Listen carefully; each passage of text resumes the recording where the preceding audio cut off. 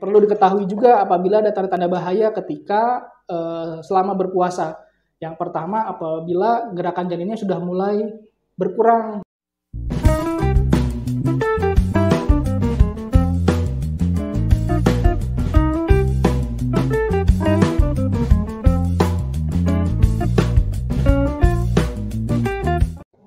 Selamat pagi sahabat Hermina semua. Kembali lagi dengan saya Dr. Ani di acara Hermina Podcast. Pada pagi yang cerah ini kita kedatangan tamu spesial nih dari dokter spesialis kandungan dan juga kebidanan di Rumah Sakit Hermina Tasikmalaya. Pembicara kita pada pagi hari ini ada Dr. Jaini Pringgowibowo. Selamat pagi, Dok. Selamat pagi, Dr. Apa kabar, Dok? Alhamdulillah sehat. Gimana, Dok? Puasanya lancar? Alhamdulillah lancar. Belum ada yang bolong sih. Alhamdulillah. Ya, jadi Dok, pada kesempatan podcast kali ini kita akan mengangkat tema mengenai puasa, Ramadan dan juga ibu hamil. Jadi mungkin nanti dokter bisa menjelaskan apa sih tips dan trik atau mungkin hal-hal yang harus diperhatikan oleh ibu hamil yang akan berpuasa atau menjalani ibadah puasa di bulan suci Ramadan ini. Nah, mungkin Dok, untuk pertanyaan pertama, sebenarnya ibu hamil itu boleh atau enggak sih, Dok, untuk berpuasa? Ya, selamat pagi sahabat Hermina, selamat pagi Dr. Ai. Ya, Assalamualaikum warahmatullahi wabarakatuh. Ya, pada kesempatan kali ini kita akan membahas mengenai bagaimana berpuasa saat hamil. Jadi memang bulan Ramadan ini merupakan bulan yang kita tunggu-tunggu sebagai umat muslim, di mana pada bulan Ramadan ini kita diwajibkan untuk berpuasa. Nah, tidak terkecuali pada ibu hamil. Nah, kemudian bagaimana, apakah ibu hamil boleh atau tidak untuk berpuasa? Nah, sebetulnya hukum boleh atau tidaknya ibu hamil untuk berpuasa adalah sama seperti hukum puasa pada orang sakit dan musafir. Mereka semuanya diperbolehkan untuk berpuasa selama mereka kuat atau tidak ada yang mengganggu kesehatan bagi ibu hamil tersebut. Nah, apabila pada ibu hamil tersebut ternyata ada penyakit penyerta atau dikhawatirkan dapat mengganggu kehamilannya, maka gugur untuk kewajiban berpuasanya. Seperti itu, Dokter Rai.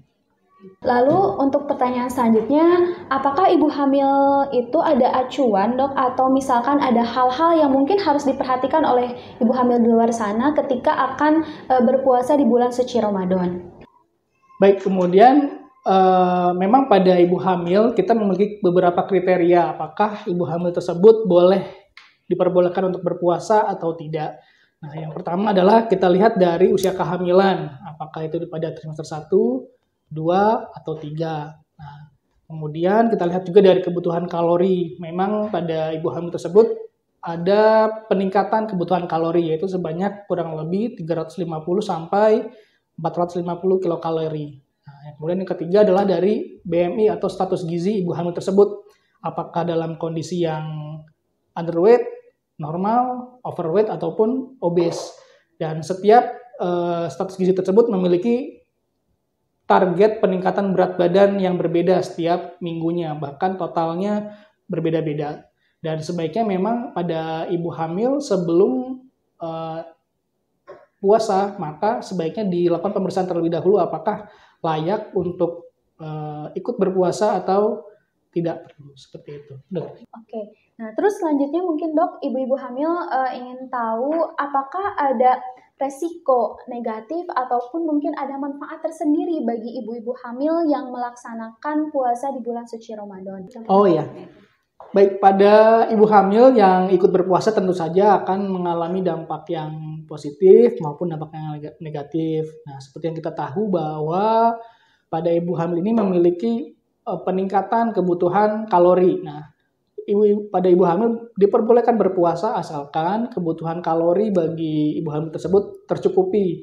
Dan apabila ternyata pada ibu hamil tersebut tidak tercukupi kebutuhan kalorinya, maka akan terjadi beberapa dampak negatif. Salah satunya adalah terjadinya pertumbuhan janin yang terhambat. Kemudian yang kedua bisa juga terjadi air ketuban yang kurang atau oligohidramnion. Dan untuk beberapa kasus dapat terjadi dehidrasi. Nah, kemudian tentu saja pada ibu hamil yang sudah mencukupi kebutuhan nutrisinya ada beberapa dampak positif. Yang pertama, tentu saja dapat meningkatkan kedekatan kita dengan Allah Subhanahu wa taala. Kemudian yang kedua, pada trimester 1, pada kelompok wanita yang mengalami morning sickness, dengan berpuasa itu dapat mengurangi gejala morning sickness yang berlebihan.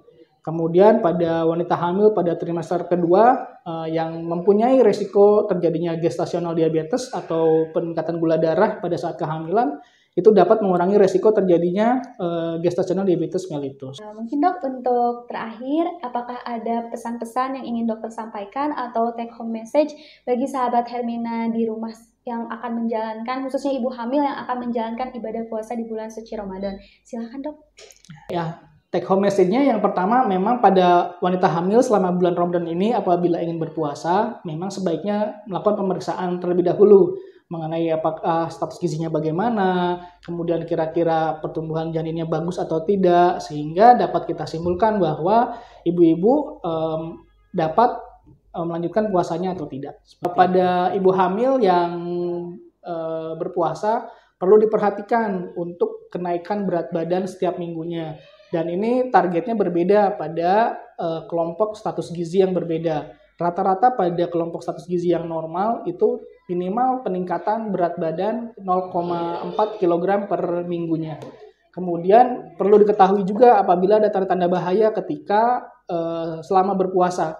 Yang pertama, apabila gerakan janinnya sudah mulai berkurang. Nah, ini perlu segera diperiksakan. Kemudian apabila tiba-tiba cairan ketubannya agak berkurang atau terjadi dehidrasi atau terjadi lemas, mungkin harus segera berbuka dan konsultasikan ke dokter terdekat. Jadi seperti itu ya ibu-ibu yang ada di rumah yang sedang menonton podcast ini. Jadi alangkah baiknya ibu-ibu yang sedang hamil yang akan menjalankan ibadah puasa di bulan suci Ramadan untuk mengkonsultasikan terlebih dahulu kondisi kesehatannya sebelum melakukan ibadah puasa.